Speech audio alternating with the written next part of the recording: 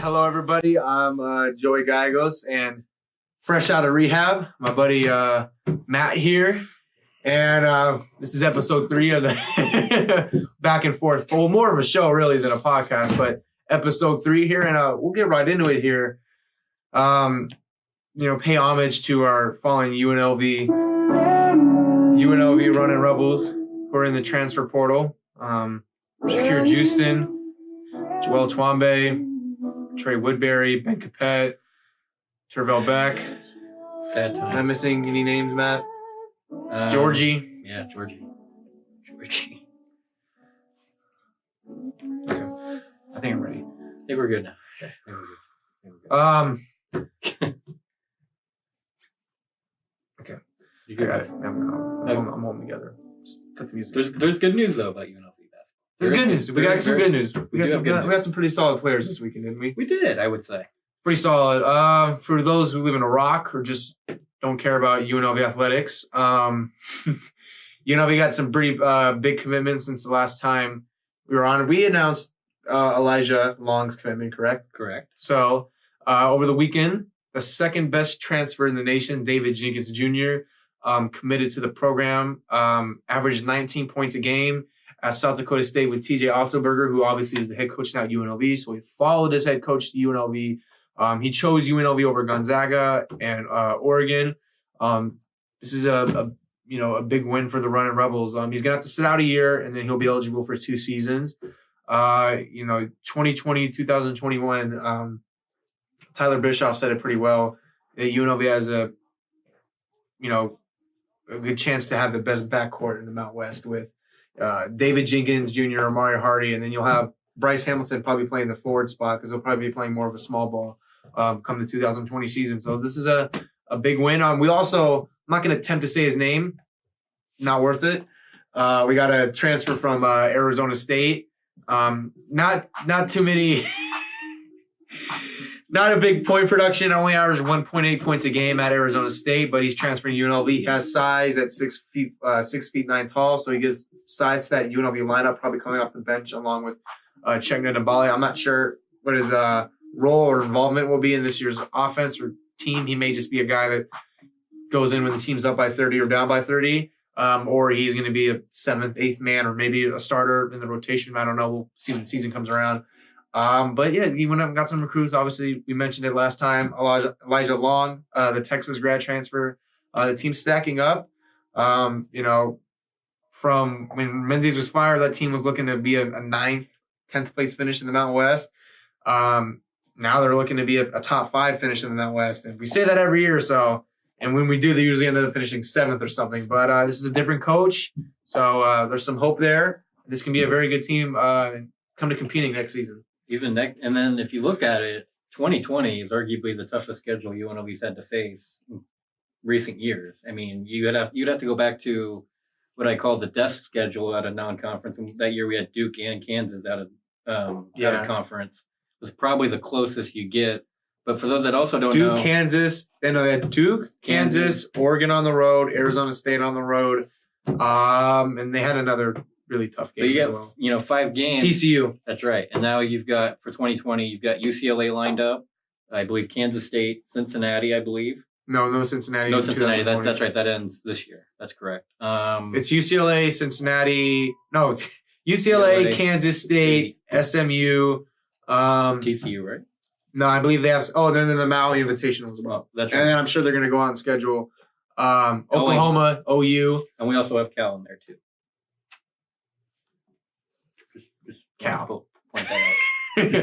I mean, until Cal can win double digits in basketball games, I'll put them as a threat. Well, it's also better than scheduling Mississippi Valley State. What are you talking about? That was a great scheduling year for Marvin Menzies. His second year, Mississippi Valley State, Northern Colorado, who we went to overtime with.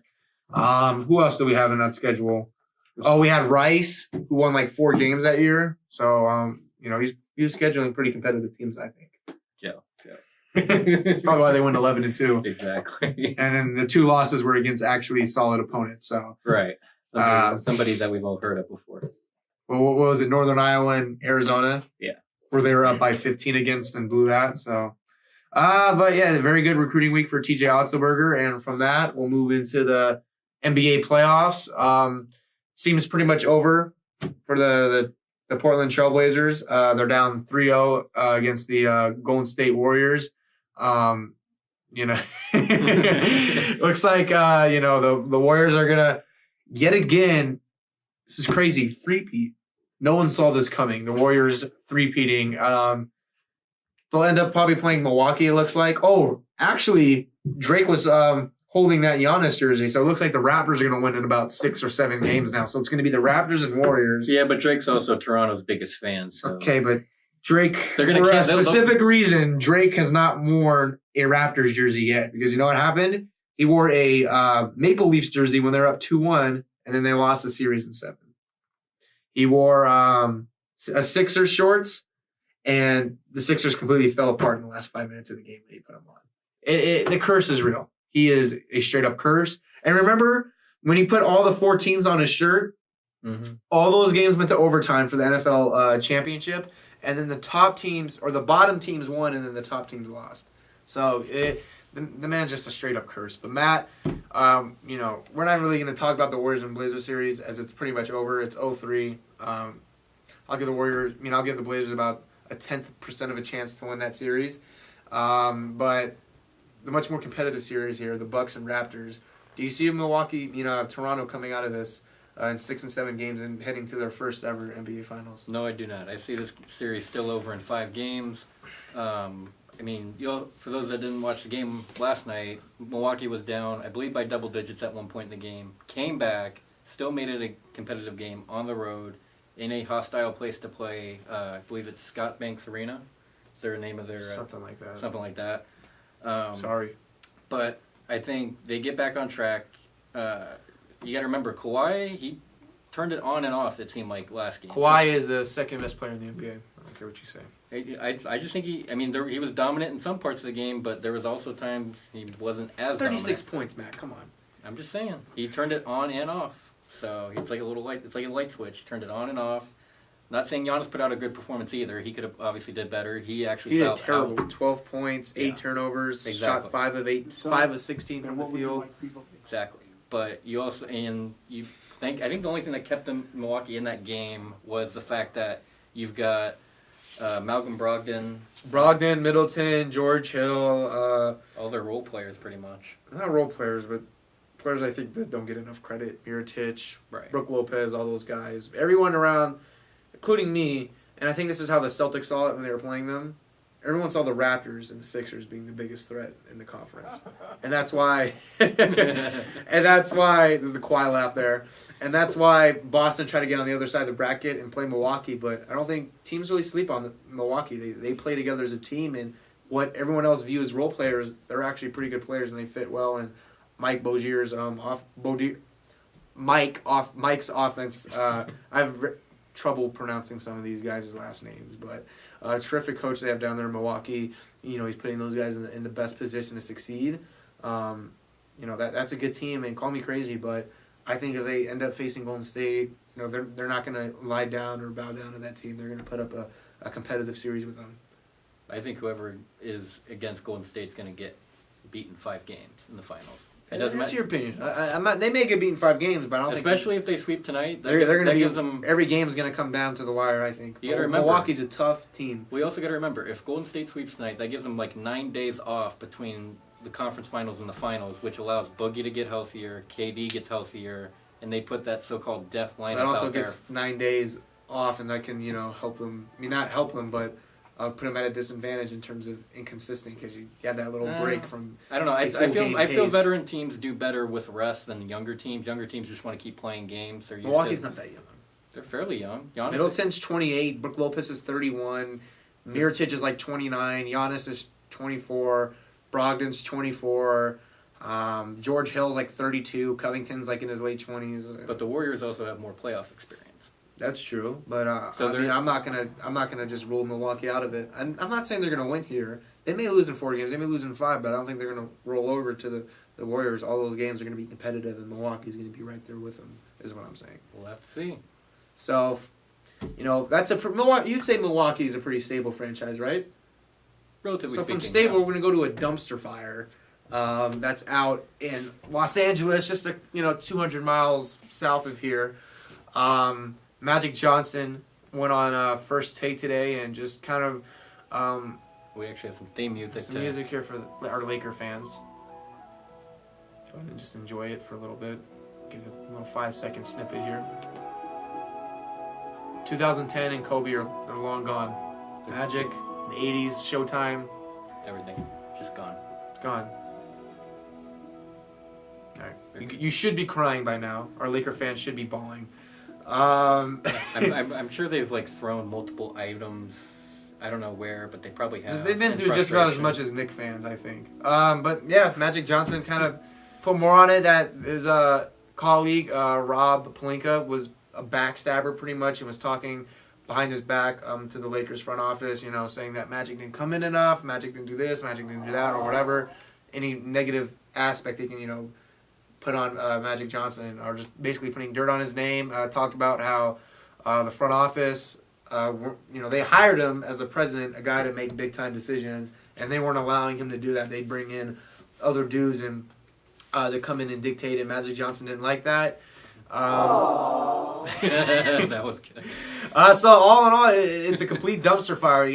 They were supposed to go out and get Monty Williams, who's a good coach, Ty Lue, who has that good relationship with LeBron, and they ended up getting Frank Vogel, who was 25 and 57, and then 20 and 54 with the Magic. He was fired, and they gave up on him after 2 seasons. So, not your ideal hire. He had like a little bit success with the Pacers. That's about it. He had like 1 good season of coaching. So, not the ideal hire. You have the only thing that's gone right is the draft lottery for them. You have players that are probably not going to end up going there come free agency. If anything, you're just scaring players away right now.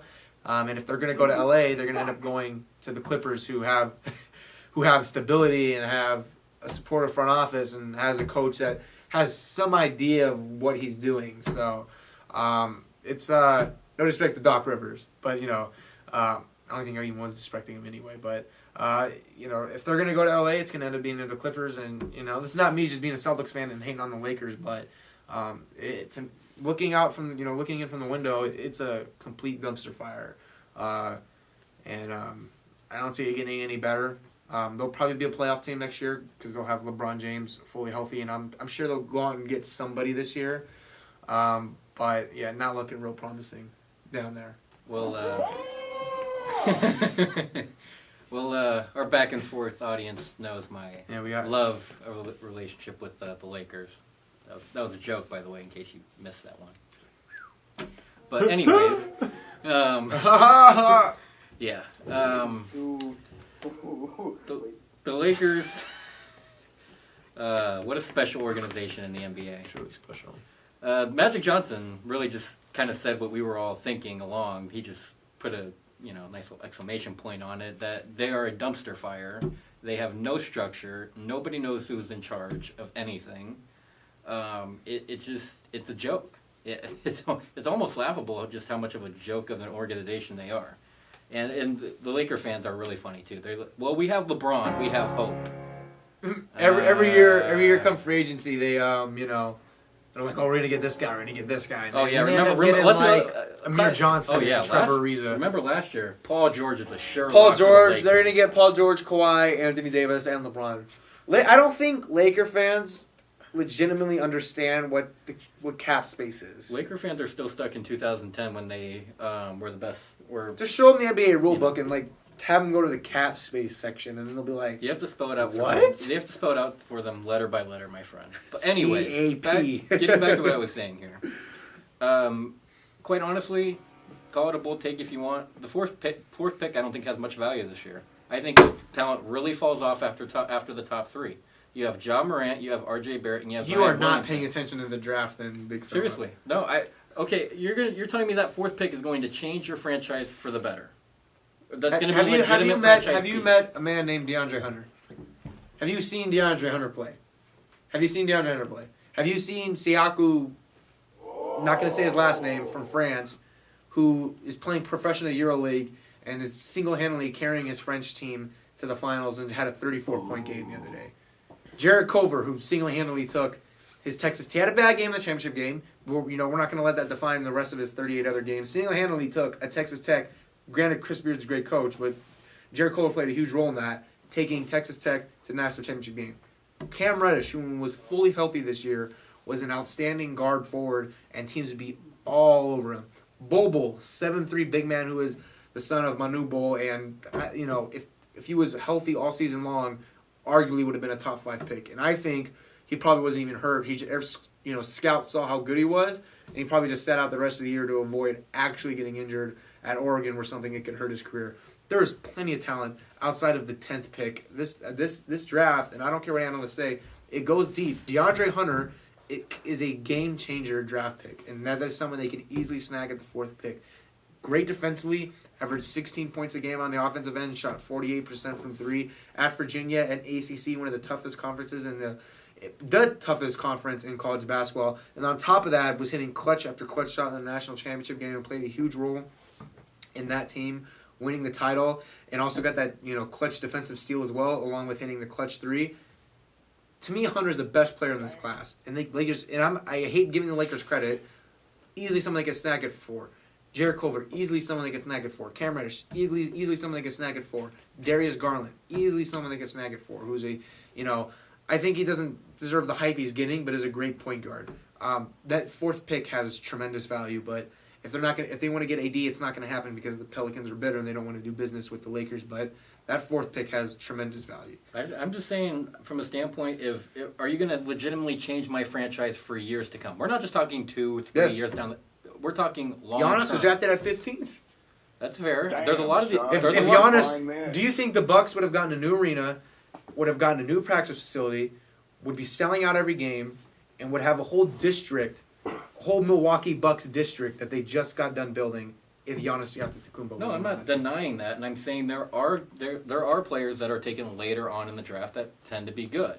But I'm saying right now, if I'm picking anybody to change my franchise, I'm thinking John Morant's better. I'm thinking Zion Williamson's better, and I'm thinking R.J. Barrett is better right now. I'm talking right now, as we speak right now. Maybe later on down the line, I might be wrong. I'm fine with that. A lot of sportscasters are wrong. But I'm just saying, if you told me right now, take somebody that's going to change our franchise that we're not going to have to get rid of after 3 seasons, rebuild, whatnot, I would take those top 3, and then I really have a hard time picking somebody that I can legitimately say I trust. If you have the top 3 pick, I agree with you. But if the 4th pick has tremendous value, and to me, I still think Hunter's the best player in this class. To me, the only player that is here's the thing I have concerns with Zion. Zion is not the best ball handler. Zion is not the best shooter. Zion bullied college athletes. Yes, we'll give him that credit. But you think he's going to do that in the NBA? You think he's going to be able to easily get to the rim the way he does in the NBA? I think he's playing big enough. You make the argument too. he can, but I don't. He's 6'6". That is small forward in the NBA. I don't think the NBA is at the position where it's positionless at. Maybe the Golden State Warriors kind of do that, but Zion at 6'6", for someone who can't shoot, can't dribble, is going to be playing power forward, and you're going to have guys like Anthony Davis guarding you. They're going to put guys like DeMarcus Cousins on you. They're going to put guys like Draymond Green on you. And I think it's going to be a tough rookie year for him. And I love all the hype around Zion, but at the moment, I think he's going to have a rough rookie year. And I would be with you on Bol, but being that tall really concerns me from an injury standpoint, because we've seen this before. A lot of guys that are 7 feet or above tend to get hurt, especially lower body injuries. Yeah, fairly on. That's true. Like we said, Yao Ming, he had a really good career, got hurt, and now his career's over. Yeah. Well, this draft class certainly is loaded. I think at least Matt may be right at the moment, but we'll see when that 4th pick comes around. I think it has tremendous value, and I think if the Lakers make the right pick, they could get a game changer for their franchise, or they can get a valuable trade asset to go ahead and go and get a superstar player. But perhaps what were you going to say? The nice thing about this show is we at least admit when we're wrong, unlike other sports media outlets, maybe even locally. Maybe one that's like 10 miles in that direction. I think so. Yeah, we at least admit when we are wrong and we make a mistake. But it rhymes with Magus Lake. I think so. wraps up episode 3 here. We appreciate you guys listening. We appreciate the views on episode 2. We appreciate the thumbs up on episode 2. More content's coming, obviously. Matt? Just shout out for Alex for putting this all together. Really Alex, appreciate it. And Lucius for the excellent sound effects today. Best around. You'll find nobody Best in the better. business. You're not going to find anybody else. Thanks, guys, for watching. More content to come.